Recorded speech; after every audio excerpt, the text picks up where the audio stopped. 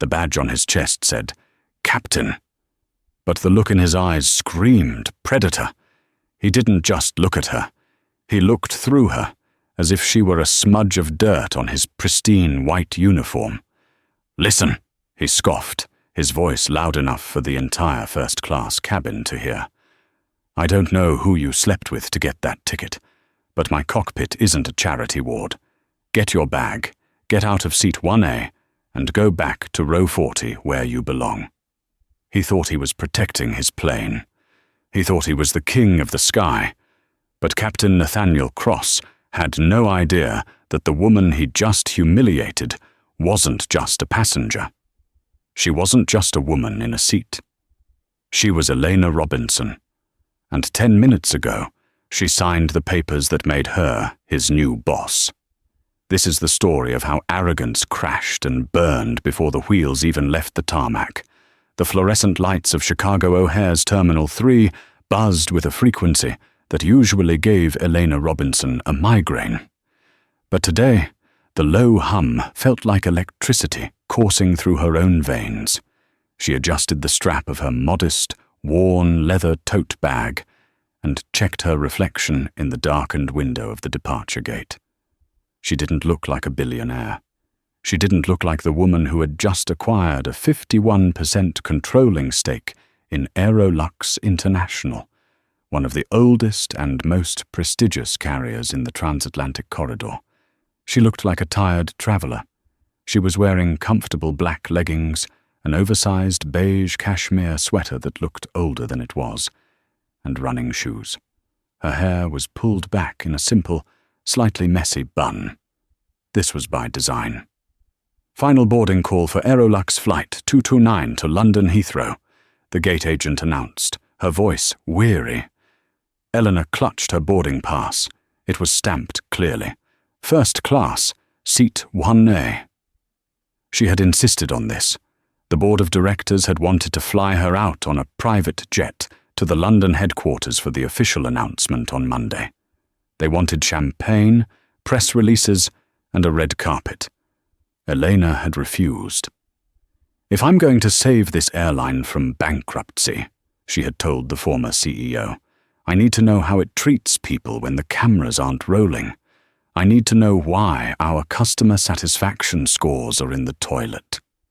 She walked toward the priority lane.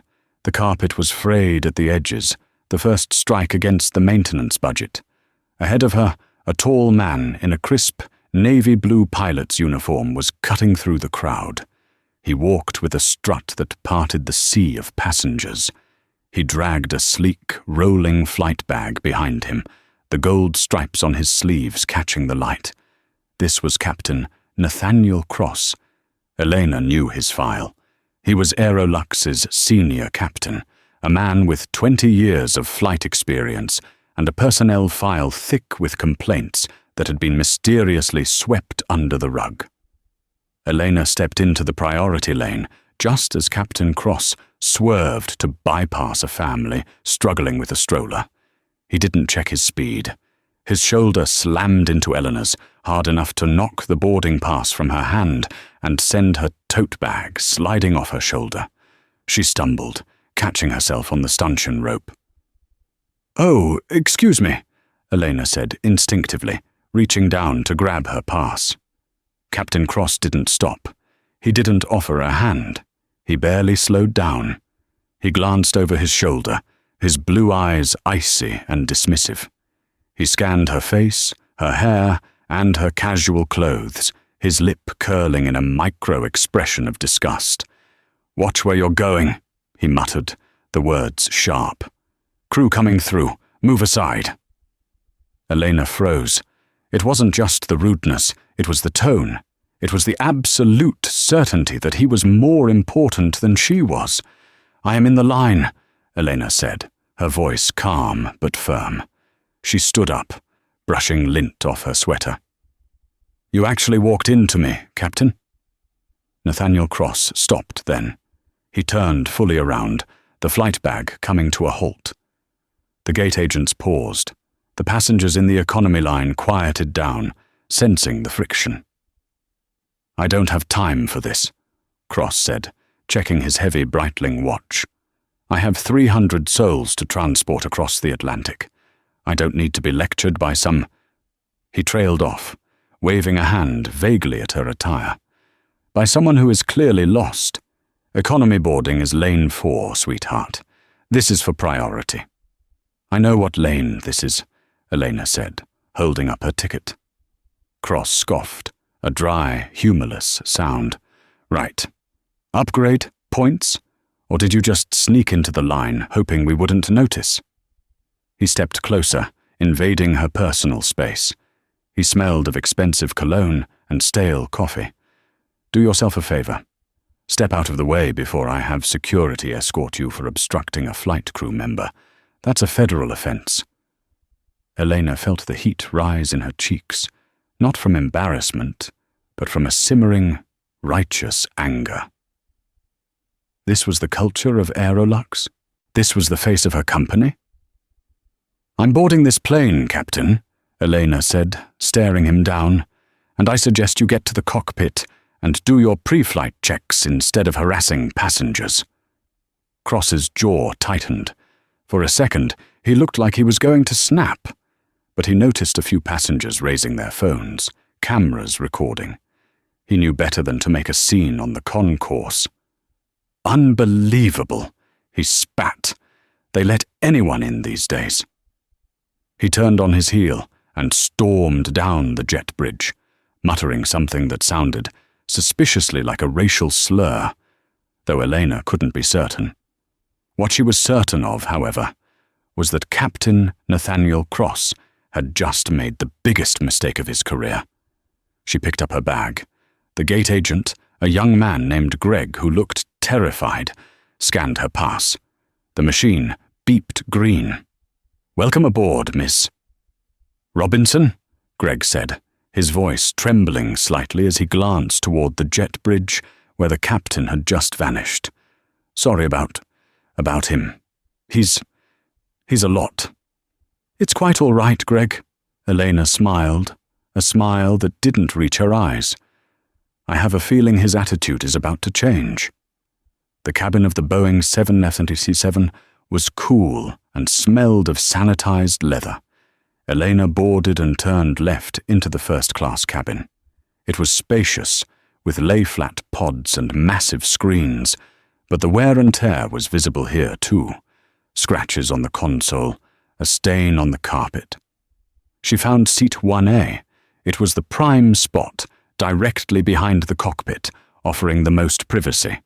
She stowed her tote bag in the overhead bin and sat down, pulling a folder of documents out to review. She wanted to read the latest fuel hedging reports before they landed in London. The cabin began to fill up. A businessman in a suit took 1B. An elderly couple took the second row. Elena declined the pre-flight champagne offered by a flight attendant named Sarah. Sarah was sweet, older, with tired eyes that suggested she had been working double shifts. "Just water, please, Sarah," Elena said softly. "Of course, Mum." 10 minutes passed. The boarding was nearly complete.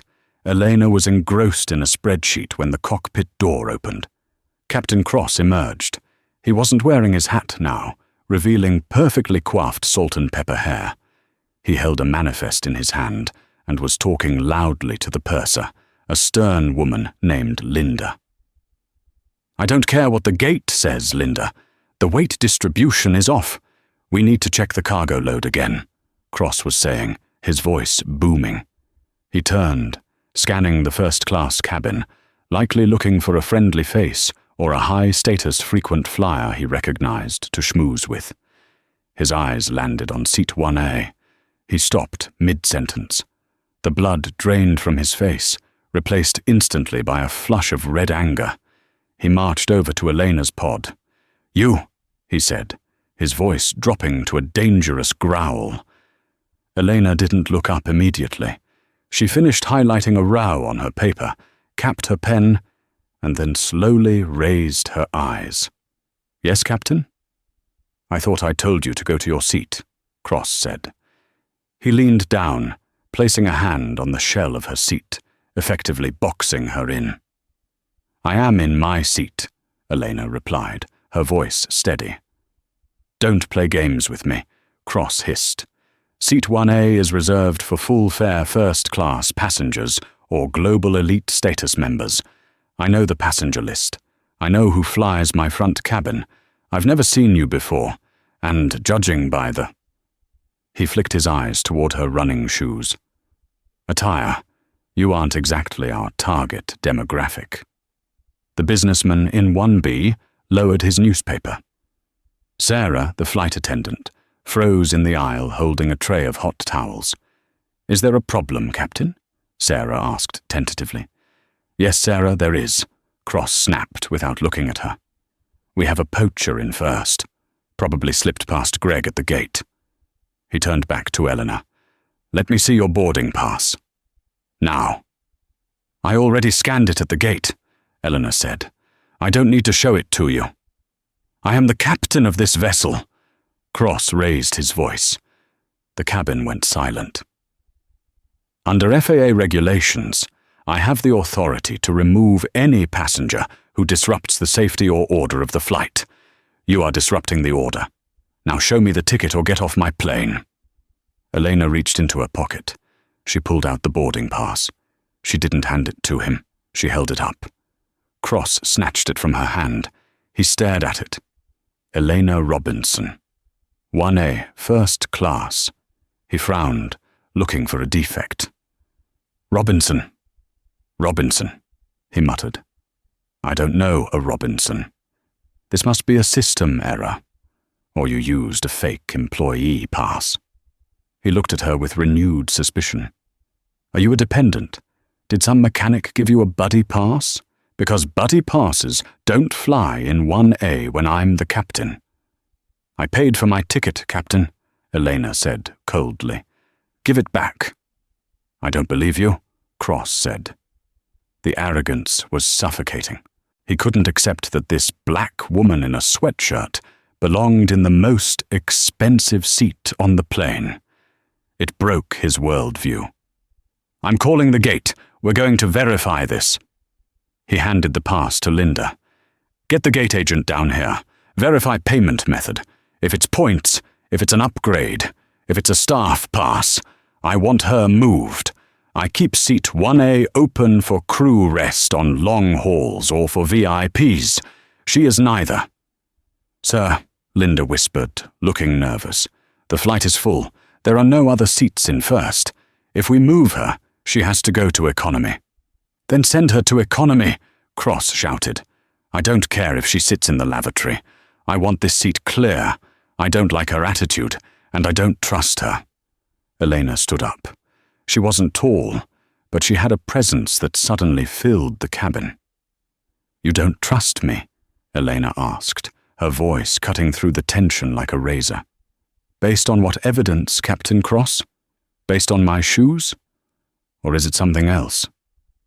Don't play the race card with me, Cross sneered, pointing a finger in her face.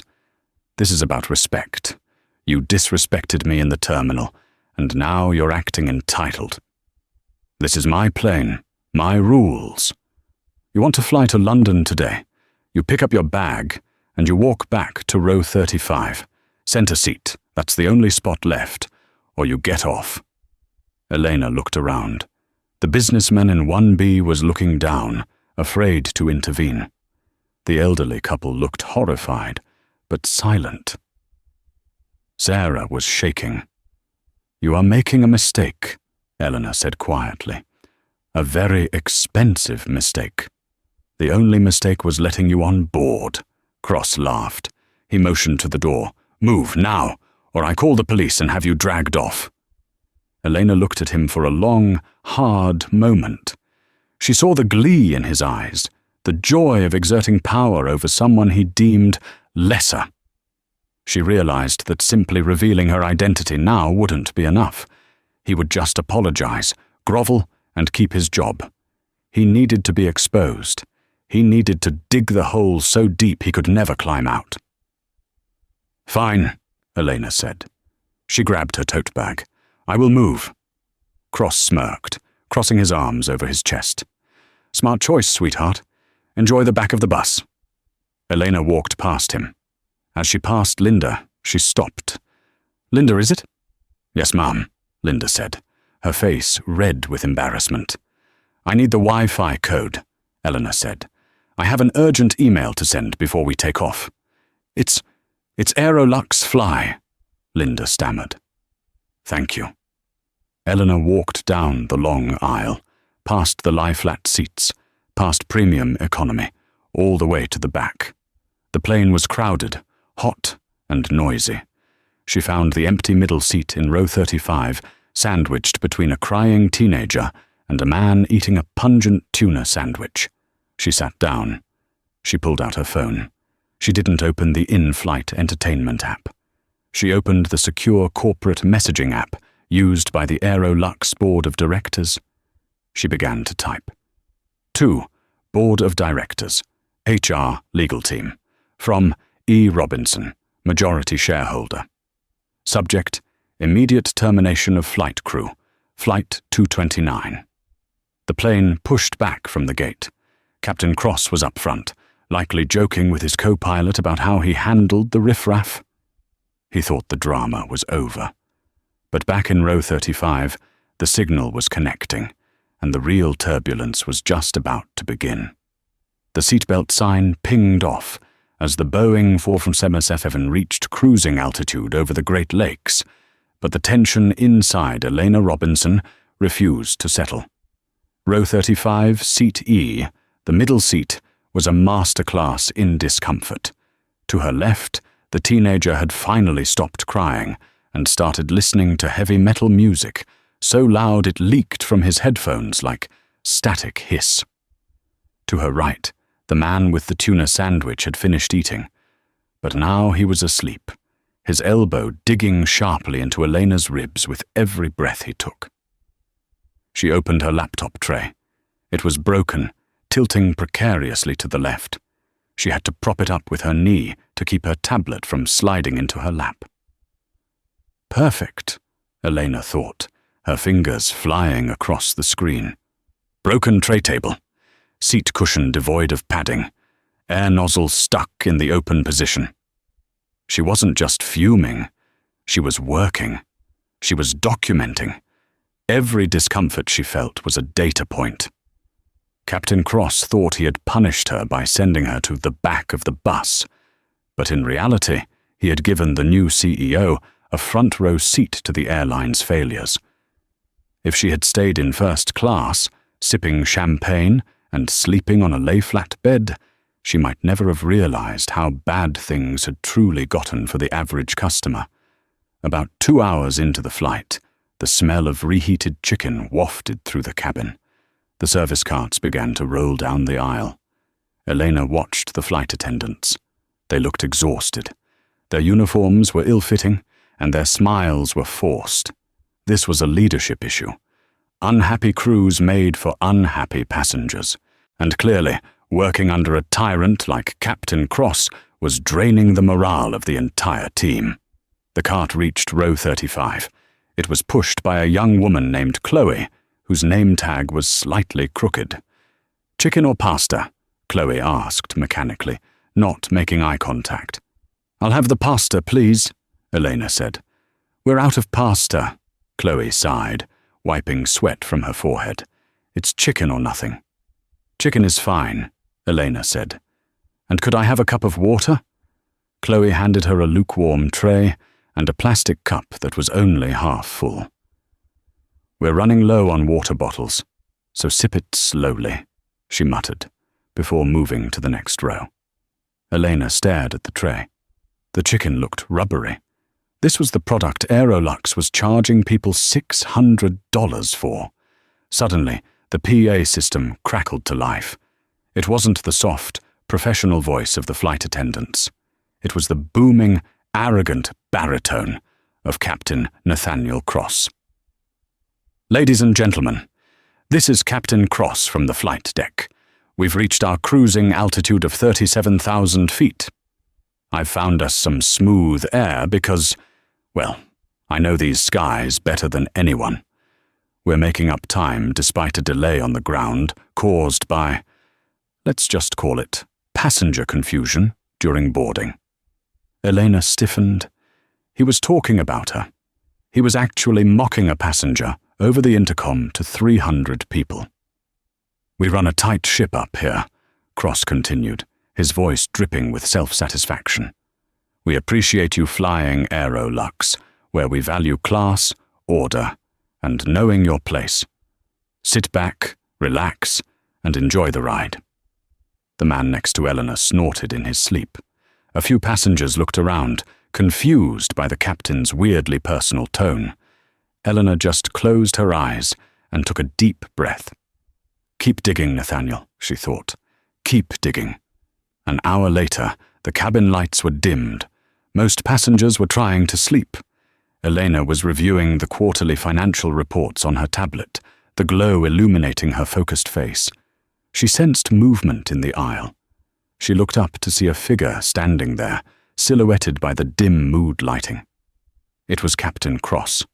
Pilots often took breaks on long-haul flights, stretching their legs or using the lavatories. But Cross wasn't just stretching. He was patrolling. He walked with his chest puffed out, surveying the sleeping passengers like a warden walking a cell block. He stopped at row 35. He looked down at Elena, sandwiched between the sleeping man and the head-banging teenager. A cruel smirk played on his lips. "Comfortable?" he whispered, loud enough for her to hear, but quiet enough not to wake the neighbors. Elena looked up, removing her reading glasses. "I've been better, Captain." "See, this is how the world works," Cross said, leaning one hand on the overhead bin, looming over her. "You respect authority. You get treated well. You act like you own the place when you're a nobody, and you end up in the middle seat." "Is that your philosophy?" Elena asked calmly. "That respect is something you buy." "Respect is something you earn," Cross corrected. "I earned my stripes. I fly a $200 million machine." "You? You look like you barely earned a GED." He chuckled at his own joke. "I checked the manifest again, by the way. No Elena Robinson, listed in the system as a VIP, just a standard economy ticket, which means you lied to my face about paying for first class." "I didn't lie," Elena said. "The system you're looking at, it doesn't show everything. There are clearance levels above yours, Captain." Cross threw his head back and laughed, a silent, mocking shake of his shoulders. "Above mine?" "Sweetheart, at 37,000 feet, nothing is above me except God, and I'm currently sitting in his chair. You're delusional. When we land in London, I'm having the police meet the plane, disrupting a flight crew, lying about a ticket, and theft of services. I'm going to make sure you're banned from flying Aerolux for life." "You really enjoy this, don't you?" Elena asked, studying him like a specimen in a jar. "Bullying people you think can't fight back." "I enjoy order," Cross sneered. He tapped the side of his head. "And I enjoy knowing I was right. Enjoy the chicken." He turned and strutted back toward the front of the plane, disappearing behind the heavy curtain that separated first class, the world of champagne and warm cookies, from the cramped reality of row 35. Elena watched him go. She looked down at her tablet. The Wi-Fi had finally synced her sent folder. The email to the board had been delivered 45 minutes ago. A new notification popped up on her screen. From Jonathan Sterling, Chairman of the Board. Subject: Immediate termination. Message: My God, Elena. We are reading your report. This is unacceptable. We are contacting Heathrow Ground Ops immediately. We will handle this upon arrival.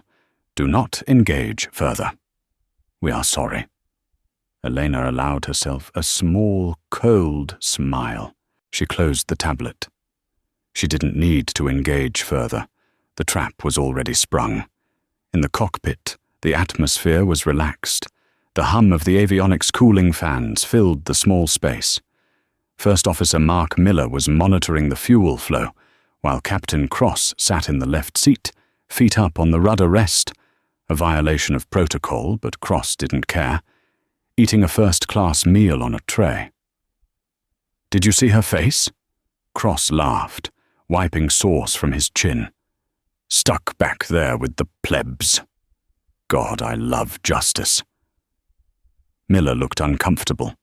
He was 20 years younger than Cross, a sharp pilot who played by the rules. He had seen the interaction at the gate, and it had made his stomach turn. "Captain, are you sure we should have moved her?" Miller asked cautiously. "If she really did pay for that ticket, corporate might get a complaint." "Let them complain." Cross waved a fork dismissively. "I'm the senior captain. I bring in the on-time stats. Corporate eats out of my hand. Besides, she's nobody. Trust me, Mark.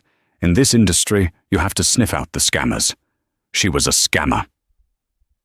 Suddenly, the A-Cars printer in the center console whirred to life. It was the text-based communication system used to send messages between the ground and the aircraft. Zzt, zzt. Paper spooled out. "Weather update?" Cross asked lazily. "Or maybe dispatch wants to give me a pat on the back for that shortcut I took over Nova Scotia." Miller tore the slip of paper off. He read it. His eyes went wide. He read it again, his face draining of color. "Captain," Miller said, his voice trembling, "you need to read this." "Read it to me, I'm eating." I think you should read it yourself, sir." Cross sighed, snatched the paper, and held it up to the map light. From HQ London, OPS, Executive Board, to Flight 229. Cockpit, Capt. Cross, F.O. Miller. Priority, critical, confidential. Message upon arrival at LHR, aircraft is to block in at Gate 42. Do not disembark passengers. Airport police and corporate security will meet the aircraft. Station manager and VP of Flight OPS will board immediately. Detain passenger in seat 35E. Repeat, locate passenger Elena Robinson. Ensure she does not leave the aircraft until authorities board. Cross grinned, a wide, predatory smile spreading across his face. He slapped his thigh. "Boom! There it is!" he shouted, shaking the paper at Miller. "What did I tell you? What did I tell you, Mark? Detain passenger in seat 35E. Corporate security is meeting the plane. She must be a criminal. Maybe she's on a watch list. Maybe she used a stolen credit card. I knew it. My gut never lies." Miller looked at the message again. "Sir, it says the VP of Flight Ops is coming, too. That seems excessive for a credit card fraud." "It means she's a big fish, Mark, a con artist." Cross was ecstatic. He felt vindicated. He grabbed the handset to call the purser. "Linda, come to the cockpit." A moment later, Linda entered, looking weary. "Linda," Cross said, handing her the slip. "Look at this. London is waiting for our friend in 35E. When we land, I want you to stand at the cockpit door. No one gets off until the police come on. I want to personally hand her over." Linda read the message. She frowned. "The VP of Flight Ops?" "Sir, Mr. Henderson never comes out for gate meets. He works from the city office." "He's coming to thank me, Linda." Cross smoothed his tie. "He's coming to thank the captain who saved the airline from a security threat. Now go back there and keep an eye on her. Make sure she doesn't try to flush anything down the toilet." Linda nodded slowly, a bad feeling settling in her gut, and left the cockpit. Back in row 35, Elena was asleep. She had learned to sleep anywhere, a skill picked up during her years building her first logistics company from the ground up. She woke up as the plane began its initial descent into London. The cabin lights came up. The fasten seatbelt sign dinged. "Ladies and gentlemen," Cross's voice came over the PA, sounding almost giddy. We are beginning our descent into London Heathrow. We're expecting a timely arrival. I'd like to ask all passengers to remain seated even after the aircraft comes to a complete stop at the gate. We have a minor security formality to address before we can let you off. Thank you for your patience, the passengers murmured. A security formality? People looked nervous. The plane banked through the grey English clouds. Down below, the sprawling complex of Heathrow Airport came into view. The landing was rough. Cross slammed the gear onto the runway harder than necessary, a sign of his adrenaline and distraction. He braked aggressively, turning off the runway and taxiing toward the terminal. "Welcome to London," Miller whispered. As they taxied, Elena looked out the window. She saw the gate approaching. Usually there were just a few ground crew members in neon vests. Today, there was a reception committee. She saw 3 black SUVs parked on the tarmac near the jet bridge stairs. She saw 2 police cars with blue lights flashing silently. She saw a group of men in expensive suits standing next to the ground power unit, holding against the wind. The man in 35F woke up. "Whoa," he said, looking out the window. "Look at the cops. Someone's in trouble." "Yes," Elena said softly, smoothing her sweater. "Someone is." The plane chocked in at the gate. The engines whined down. The seatbelt sign turned off, but then Cross's voice boomed again. "Remain seated. Everyone down. Crew, disarm doors and stand by." The front door of the aircraft, L1, opened. From her seat in the back, Elena couldn't see the door, but she could hear the commotion. Captain Cross burst out of the cockpit. He stood at the front of the first-class cabin, his cap tucked under his arm, his chest puffed out. He waited for the police to enter so he could point them toward row 35. 2 officers in bright yellow visibility jackets boarded first.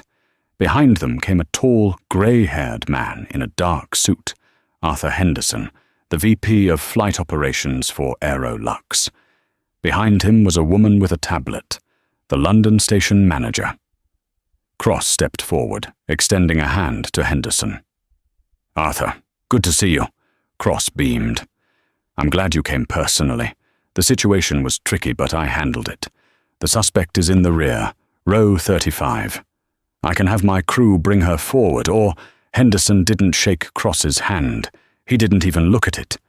He looked past Cross, his eyes scanning the cabin with intense urgency. "Where is she?" Henderson asked, his voice tight. "She's in the back, like I said," Cross chuckled. "Row 35, I made sure she stayed put." Henderson turned to the police officers. "Officers, please clear the aisle." "Right," Cross said. "Go get her, boys." But the officers didn't move toward the back to make an arrest. They simply stood aside to create a corridor. Henderson looked at the purser, Linda. "Linda, please escort Ms. Robinson to the front immediately. And apologize for the delay." Cross froze. The smile wavered. "Ms. Robinson?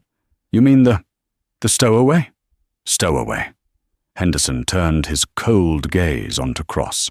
"Nathaniel, do you have any idea who is on your aircraft?" "A woman with a fake ticket," Cross stammered. "A troublemaker." Linda was already running down the aisle. She reached row 35, breathless. "Mom," Linda said, looking at Elena. They are waiting for you." Elena unbuckled her belt. She grabbed her tote bag. She stood up, her legs stiff from 7 hours in the middle seat. The passengers around her stared. Was she being arrested? Elena walked up the aisle. It was a long walk. Every row she passed, heads turned. She walked through economy, through premium economy. She reached the curtain to first class. She pulled it aside. She stepped into the first-class galley. Captain Cross was standing there, looking confused, his hand still half extended toward Henderson.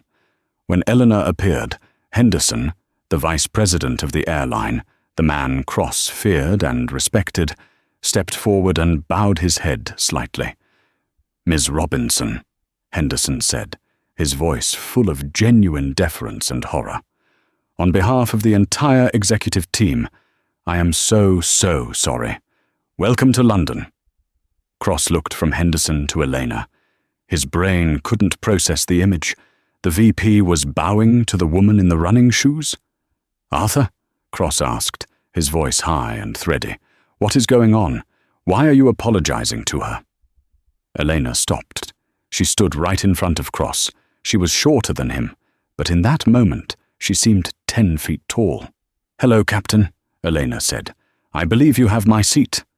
Your seat? Cross blinked. Seat 1A, Elena said. The one I paid for. The one you threw me out of. Henderson turned to Cross, his face turning purple with rage. Captain Cross, are you telling me you denied first-class seating to the owner of this airline? The silence that followed was louder than a jet engine. Owner, Cross whispered. The word fell out of his mouth like a stone. Captain Cross, Henderson said, his voice ice-cold. Meet Elena Robinson. As of this morning, she is the majority shareholder and the new CEO of Aerolux International. She is your boss. Cross's knees actually buckled. He grabbed the bulkhead for support. The color drained from his face so fast he looked like a corpse. He looked at Elena, his eyes wide with terror. The flashbacks hit him all at once. The insult at the gate, the poacher comment, the back of the bus remark, the mocking PA announcement. He had spent 7 hours bullying the woman who held his career in the palm of her hand. Elena didn't yell. She didn't scream. She simply adjusted her tote bag and looked him dead in the eye. We have a meeting in the boardroom in 1 hour, Captain, Elena said calmly. I suggest you be there, and bring your flight log. She turned to the police. Officers, thank you for the escort. I have a company to fix. She walked off the plane, leaving Captain Nathaniel Cross standing in the wreckage of his own arrogance, while the entire first-class cabin watched in stunned silence. The drive from Heathrow Terminal 3 to the Aerolux corporate headquarters was short, but for Captain Nathaniel Cross, it felt like a funeral procession. He sat in the back of a company car, not the luxury sedan he usually requested, but a standard fleet vehicle driven by a silent security officer. His hands, usually so steady on the yoke of a 777 during a crosswind landing, were trembling in his lap. He checked his phone. No messages from his friends. No support from the pilots' union yet. The news had traveled faster than the aircraft. The jungle drums of the airline industry were beating, and the rhythm was ominous. The headquarters was a gleaming building of steel and glass, designed to look like an airfoil. Cross walked through the lobby. Usually the receptionists would wave, and junior pilots would nod with respect. Today the lobby was deadly silent, eyes averted. Whispers ceased the moment he passed. He was a ghost walking among the living. He was directed to the executive boardroom on the top floor. Cross adjusted his tie, took a deep breath, and pushed open the heavy oak doors. The room was freezing. The air conditioning was set to a temperature that felt designed to preserve bodies. At the head of the long, polished mahogany table sat Elena Robinson. She hadn't changed. She was still wearing the beige sweater, the leggings, and the running shoes. But in this environment, surrounded by men in three-piece suits, she didn't look underdressed. She looked like she owned the building, because she did. To her right sat Arthur Henderson, the VP of Flight Ops. To her left was Julia Mason, the Director of Human Resources, a woman known for her icy demeanor and ironclad legal knowledge. In the corner sat Gavin Reed, the union representative Cross had frantically texted. Reed looked pale and refused to meet Cross's eyes. "Sit down, Captain," Elena said. She didn't look up from a file she was reading. Cross pulled out the leather chair at the opposite end of the table. The distance between them felt like miles. "Ms. Robinson?" Cross began, his voice cracking slightly. He cleared his throat, trying to summon the bravado that had served him for 20 years.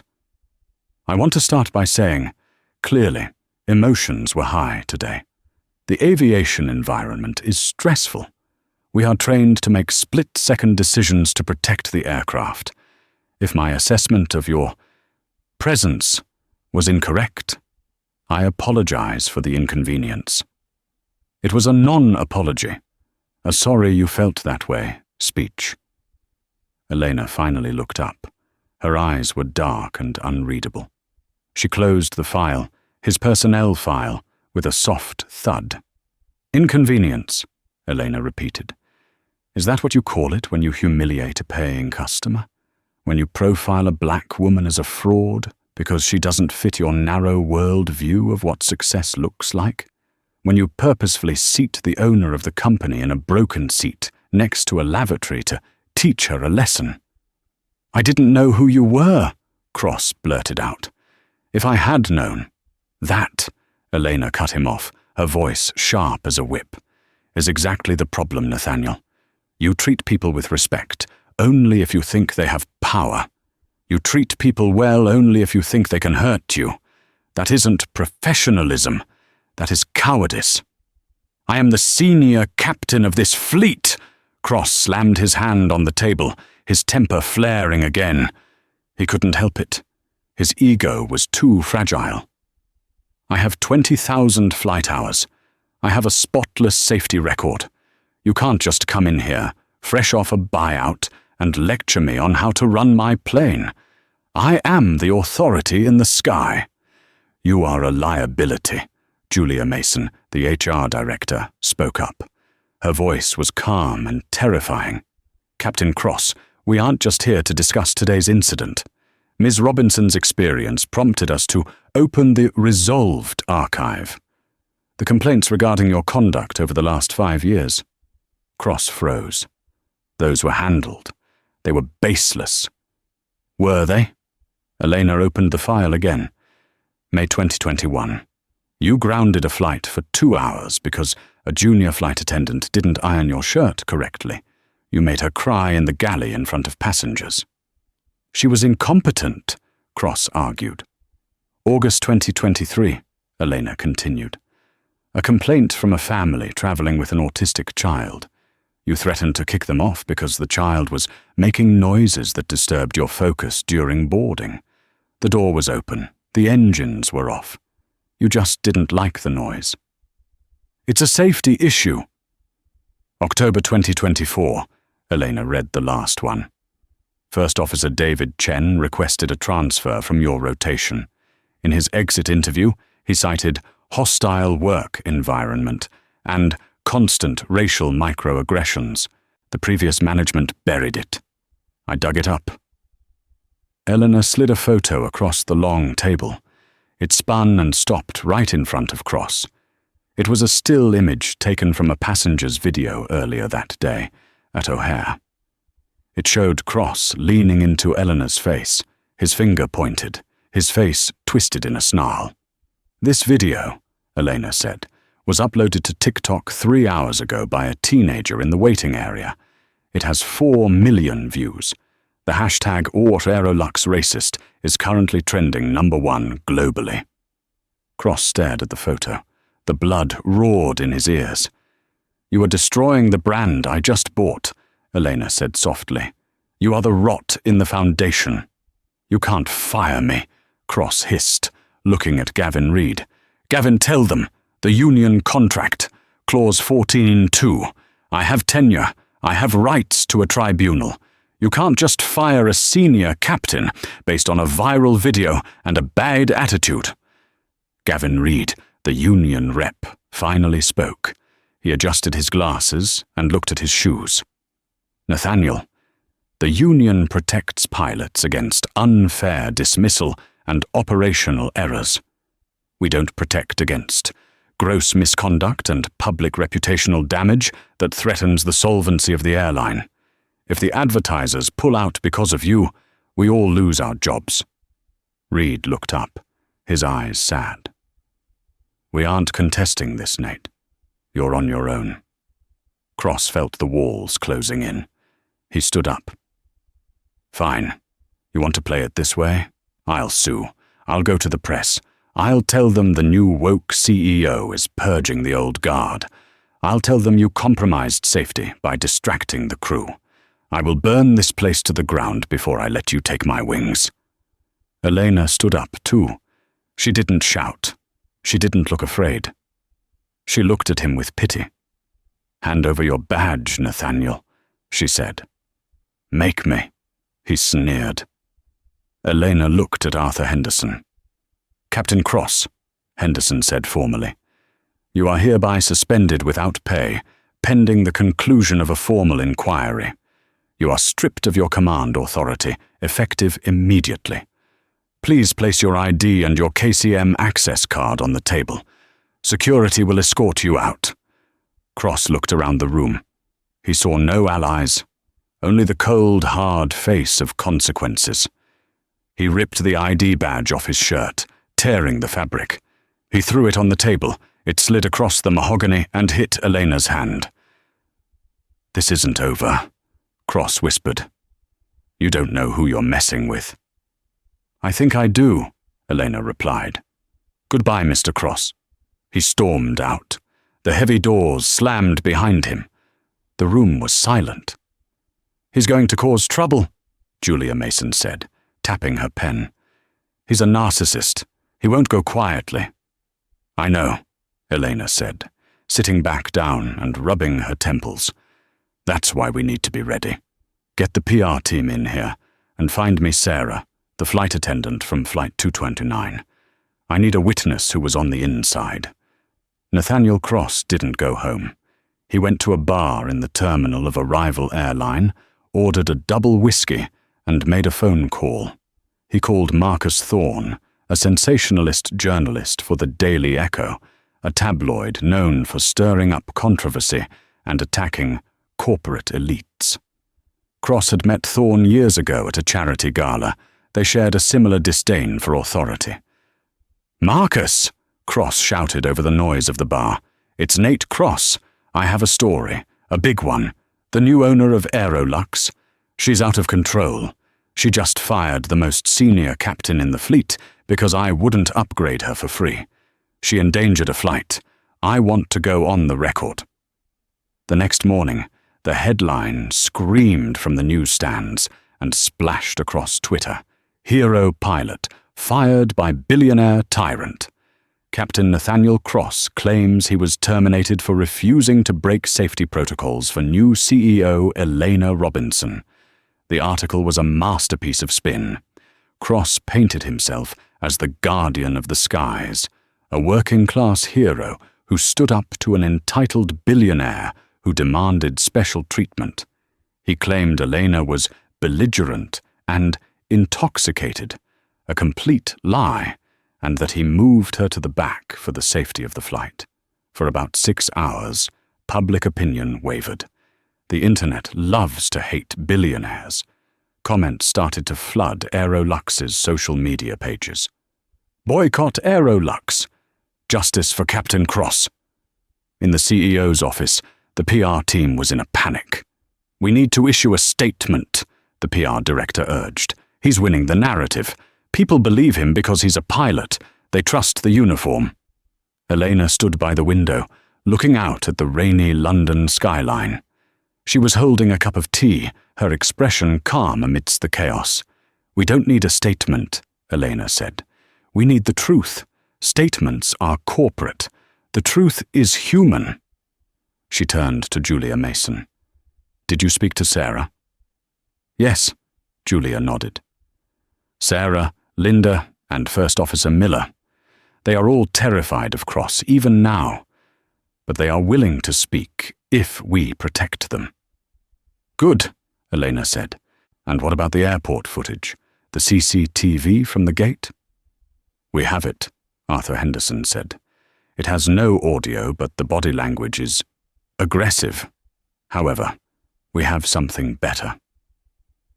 Henderson plugged a USB drive into the large screen on the wall. A passenger in the first-class cabin, Mr. Sterling. no relation to the board member, was recording a vlog about his flight. He didn't post it because he didn't want to get involved, but he sent it to us this morning when he saw the headlines. Elena watched the screen. The video showed the interior of the cabin clearly. It showed Elena sitting quietly in 1A. It showed Cross looming over her, shouting. The audio was crystal clear. "I don't know who you slept with to get that ticket. Get your bag, get out of seat 1A, and go back to row 40 where you belong. Don't play the race card with me." The video continued. It showed Cross strutting away, laughing with the purser. It showed Eleanor quietly gathering her things, dignity intact, and walking to the back. "He lied about everything," Julia Mason whispered. "He said you were belligerent. You barely raised your voice." "Release it," Eleanor said. "With a press release?" "No," Eleanor said. "Just the video. Caption it.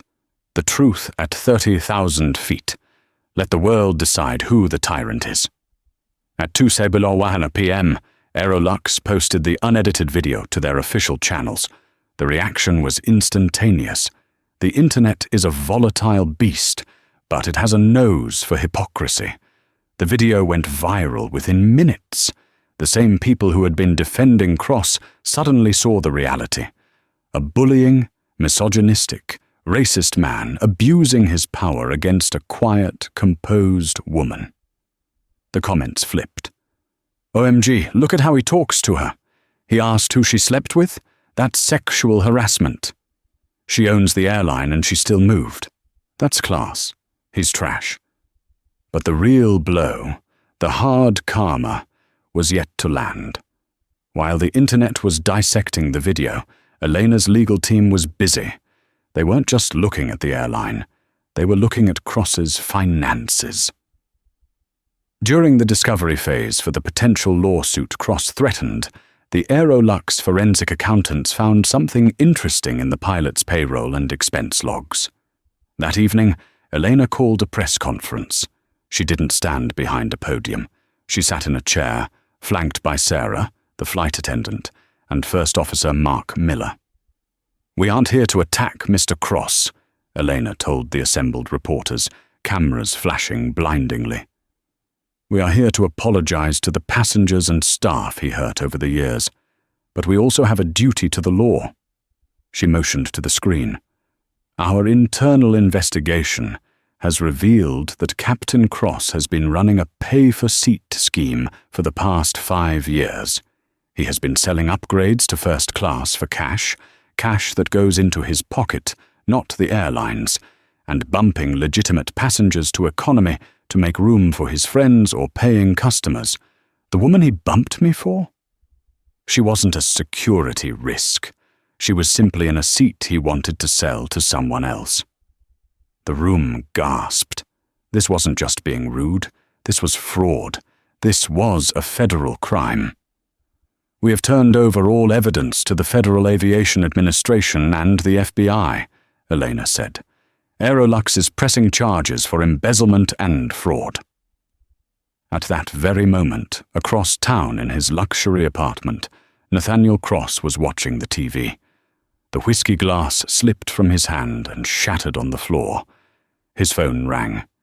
It wasn't the journalist. It wasn't the union. It was the police. "Mr. Nathaniel Cross, this is Detective Miller from the Economic Crimes Unit.